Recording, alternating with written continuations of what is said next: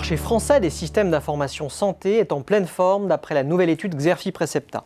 Avec une croissance moyenne d'environ 4% par an depuis 2015, il pèse quelques 2 milliards d'euros aujourd'hui. Et la dynamique devrait persister. Une dynamique qui repose avant tout sur le nécessaire alignement des SI, des exploitants d'établissements, sur leur stratégie. Une dynamique qui repose également sur l'innovation technologique, les contraintes réglementaires et normatives, mais aussi sur les aides publiques. Plus concrètement, les acteurs de ce marché doivent apporter des réponses pertinentes aux exigences accrues des utilisateurs, établissements, services professionnels de santé et patients. Des réponses pertinentes aussi bien en matière de production et d'échange d'informations que de sécurité et d'ergonomie. Dans ces conditions, quels sont les segments de marché les plus dynamiques ?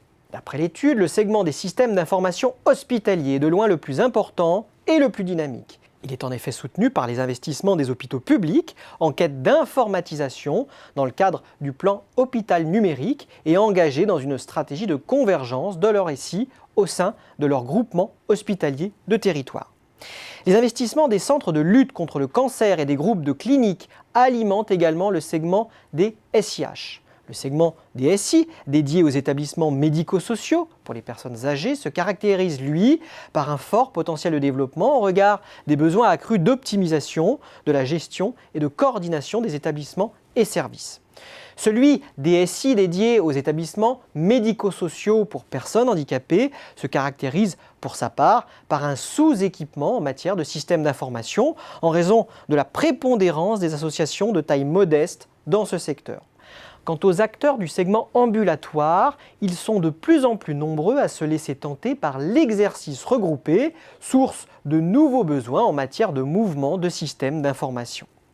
On aura alors compris que les éditeurs de logiciels en santé vont devoir adapter leur offre.